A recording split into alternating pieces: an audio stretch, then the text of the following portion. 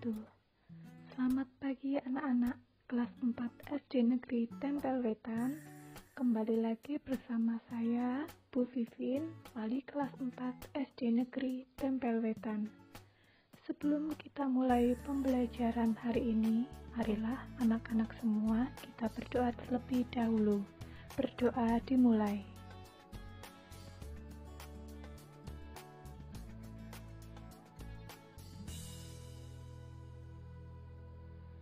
Berdoa selesai. Anak-anak, dalam masa pandemi COVID-19 ini, kalian masih tetap harus belajar di rumah.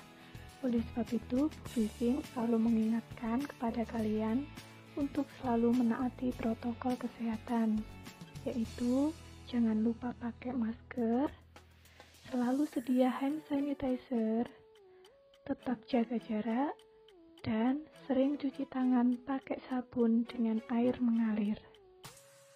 Nah, anak-anak, hari ini kita akan mempelajari subtema 3. Temanya berjudul Bersyukur atas Keberagaman. Indonesia memiliki keberagaman adat istiadat, makanan, permainan tradisional, lagu, tarian, serta lainnya. Anak-anak, kita perlu bersyukur karena dapat menikmatinya. Contohnya yang dapat kita nikmati adalah makanan. Makanan tradisional merupakan makanan yang cocok dan sesuai dengan kondisi daerah serta menjadi kebiasaan makan bagi masyarakat daerah tertentu. Makanan tradisional erat kaitannya dengan rasa dan aroma yang khas. Makanan tradisional Indonesia beraneka ragam, bahkan setiap makanan tersebut memiliki sejarah dan terkadang berinovasi seiring perkembangan zaman. Nah, sekarang nanti kalian dengarkan cerita dari Bu Vivin. Tugas kalian adalah tuliskan gagasan pokok dan gagasan pendukung pada setiap paragraf yang akan Bu Vivin bacakan. Tulis pada buku tulismu ya. Ini dia bacaannya. Kalian dengarkan dengan seksama.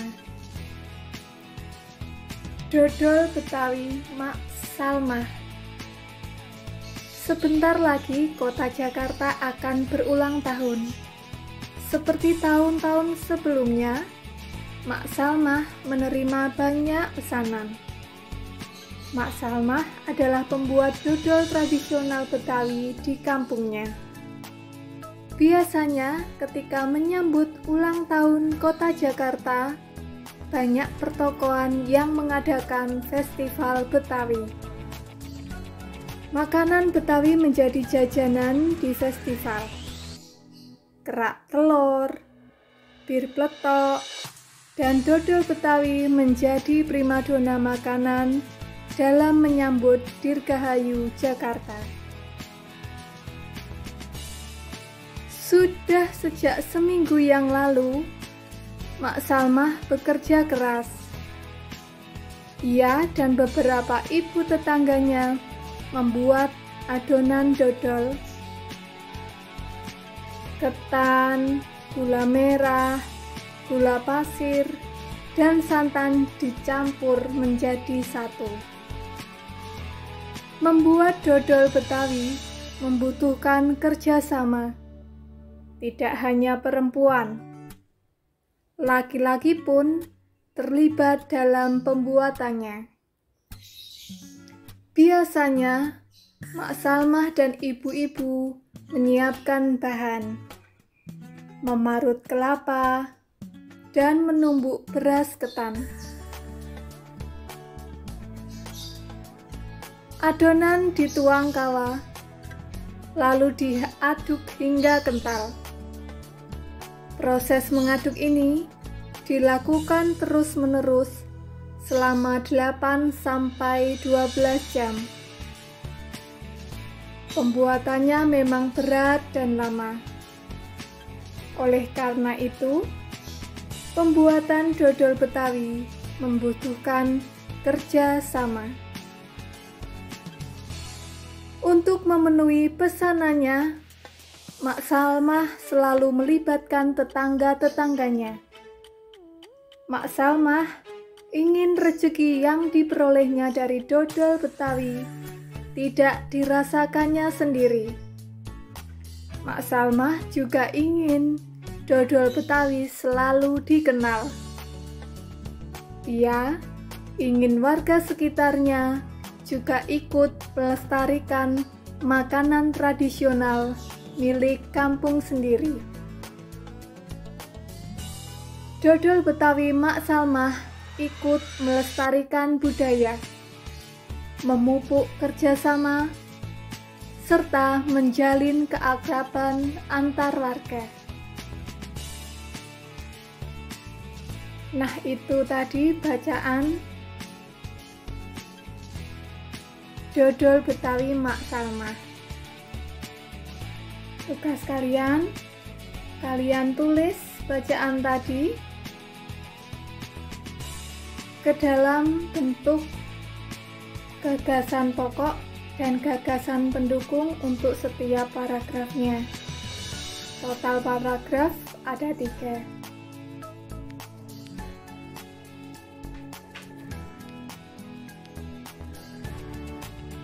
Nah, anak-anak, kamu tentu pernah berkunjung ke sebuah objek wisata kan ya? Di sekitar lokasi objek wisata, biasanya terdapat beberapa penjual makanan yang menyajikan makanan tradisional dari berbagai daerah di sekitar objek wisata tersebut.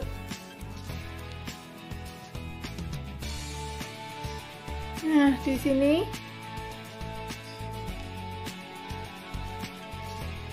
tahukah kamu bahwa banyak sekali makanan khas di negeri kita ini? Contohnya, kalau kita pergi ke daerah istimewa Yogyakarta, di Jogja itu ada makanan khas. Siapa yang tahu makanan khas di daerah Yogyakarta?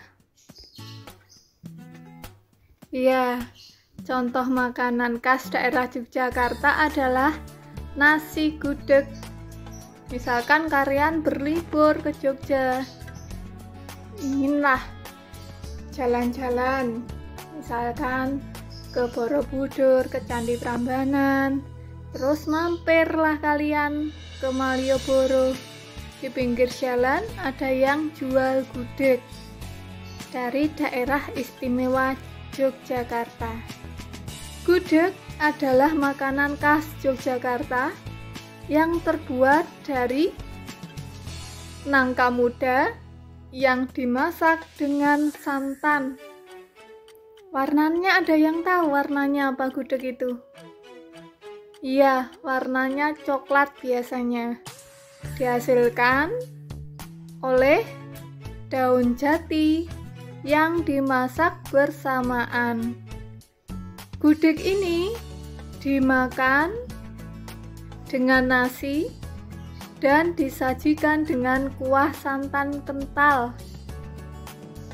Terus ada ayam kampung, ditambah telur, ada juga tahu, dan sambal goreng receh.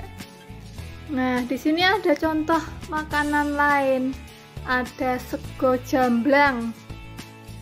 Nasi jamblang dalam bahasa Indonesia ya, sego ini dalam bahasa Indonesia nasi. Adalah makanan khas dari Cirebon, daerah Jawa Barat. Nama jamblang berasal dari nama daerah di sebelah barat kota Cirebon. Kemudian ada lagi nasi pecel, ini nggak asing ya, kita juga biasa makan. Nasi pecel adalah sarapan kesukaan masyarakat Madiun, Jawa Timur, kota tetangga kita. Lanjut ada lontong sayur. Lontong sayur sangat mudah kamu temui di Jakarta dan Jawa Barat sebagai menu sarapan favorit. Terakhir ada nasi krawu, adalah makanan khas Gresik yang terbuat dari campuran nasi dan daging sapi dengan kadar minyak yang cukup tinggi. Selanjutnya, tugas kalian adalah menjawab soal berikut. Nah, anak-anak, kemudian ini adalah soal untuk tugas kalian. Yang pertama, sebutkan makanan khas dari daerahmu. Soal nomor 2, makanan tradisional apa yang kamu sukai? Sebutkan dan berikan alasannya. Dan yang terakhir, nomor 3 adalah, menurut kamu, apa manfaat adanya keberagaman makanan tradisional yang ada di Indonesia? Kemudian kita lanjutkan. Ini soalnya yang tadi sudah. Lanjutnya di sini di bukumu paket di halaman 135 ada percobaan pemantulan dan penyerapan bunyi. Kemarin Bu Vivin sudah pernah menjelaskan bahwa sifat bunyi itu, bunyi dapat dipantulkan dan dapat merambat. Jadi bunyi itu memerlukan penghantar untuk bisa didengar. Media penghantar untuk perambatan bunyi adalah, ada yang tahu? Ya, ada udara, ada zat cair, dan juga benda padat. Sudah saya jelaskan tadi bahwa sifat bunyi itu dapat dipantulkan dan dapat diserap. Ini penjelasannya.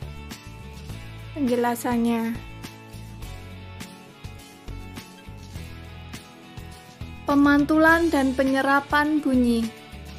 Bunyi mempunyai sifat dapat dipantulkan dan dapat diserap.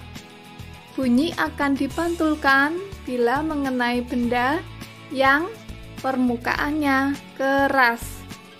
Sebaliknya, bunyi itu akan diserap jika mengenai benda yang permukaannya lunak. Jadi kalau keras, dia dapat dipantulkan, tapi kalau lunak, dia akan diserap. Benda yang permukaannya lunak dapat dijadikan sebagai peredam suara. Contohnya apa yang lunak? Contohnya kapas, karpet, benang wol, kertas, spons, busa, kain, dan karet. Benda tersebut dapat digunakan untuk menghindari terjadinya gaung. Gaung kemarin apa? Gaung itu pemantulan bunyi. Masih ingat ya? Yang suaranya bisa berulang itu loh. Kemudian peredaman bunyi biasa digunakan pada gedung bioskop, studio rekaman, dan gedung pertemuan agar pantulan bunyi yang dihasilkan tidak mengganggu bunyi aslinya. Pemantulan gelombang bunyi memenuhi hukum pemantulan yang menyatakan sebagai berikut. 1. Bunyi datang, garis normal, dan bunyi pantul terletak pada satu bidang datar. Jadi bunyinya yang datang, kemudian garis normal dan bunyi pantulnya itu terletak pada satu bidang datar. Yang kedua, sudut bunyi datang itu akan sama dengan sudut bunyi pantul. Nah, di sini nanti kalian di rumah silahkan melakukan percobaan tentang pemantulan dan penyerapan bunyi, boleh bersama orang tua di rumah. Ini Bu Vivin beri contoh untuk pelaporan hasil percobaannya. Percobaan pemantulan dan penyerapan bunyi. Kalian tulis nanti nama percobaannya adalah ini. Percobaan pemantulan dan penyerapan bunyi. Kemudian tujuan percobaannya membuktikan bahwa bunyi dapat dipantulkan dan diserap. Alat-alat yang dibutuhkan ada piring kaca, piring plastik, piring kaleng. Ini kamu pilih satu aja, piring kaca saja. Kemudian gabus, 2 tabung kertas, beberapa buku, dan arloji yang berdetak. Kemudian untuk langkah kerjanya ada 7 langkah. Yang pertama, susun 2 baris buku dengan ketinggian yang sama. Kedua, letakkan tabung-tabung di atas buku dengan hati-hati. Ketiga, pegang arloji di telingamu. Dengar baik-baik untuk meyakinkan bahwa kamu mendengar bunyi detak arloji. Yang keempat, letakkan arloji ke dalam salah satu tabung. Kemudian dengarkan dari ujung tabung yang lain. Apakah kamu dapat mendengar bunyi detakan jarum arloji? Yang kelima, minta tolong pada orang tuamu atau orang-orang di sekelilingmu untuk memegang piring atau benda lain di ujung tabung yang lain, seperti pada gambar. Apakah sekarang kamu dapat mendengar bunyi detakan jarum arloji? Gelombang bunyi memantul pada piring dan merambat melalui tabung kedua di telingamu. Yang keenam, coba ganti piring kaca dengan gabus yang empuk. Apakah perbedaannya dengan yang sebelumnya? Ketika piring kaca diganti menjadi gabus yang empuk menyerap gelombang bunyi, sehingga kita tidak dapat mendengar bunyi arloji. Yang ketujuh, apa yang terjadi pada gelombang bunyi pada tabung pertama? Gelombang bunyi merambat dari arloji menuju tabung pertama. Jadi ini langkah-langkahnya. Yang pertama, kamu letakkan buku, kamu siapkan bahannya, tabung, kertas, ada arloji, kamu dengarkan. Arlojinya sudah berdetak belum? Kemudian kamu letakkan arlojinya di ujung sebelah sini. Kemudian kamu dengarkan di ujung tabung yang kedua. Terdengar apa enggak detak jarum arlojinya? Kemudian selanjutnya yang keempat. Ini yang keempat ya. Kemudian yang kelima, kamu suruh orang lain meletakkan piring. Kemudian kamu dengarkan, terdengar apa enggak? Terus yang keenam, kamu ganti piringnya dengan gabus lunak. Terdengar apa tidak? Nah, tugas kalian adalah menulis hasil percobaannya saja. Percobaan yang pertama tadi dengan piring, percobaan kedua tadi dengan gabus. Kemudian tulis kesimpulannya apa. Itu ya untuk tugasnya. Menulis hasil percobaannya saja dan kesimpulannya. Untuk langkah kerja, alat-alat yang dibutuhkan, Tujuan percobaan dan nama percobaannya tidak perlu kalian tulis.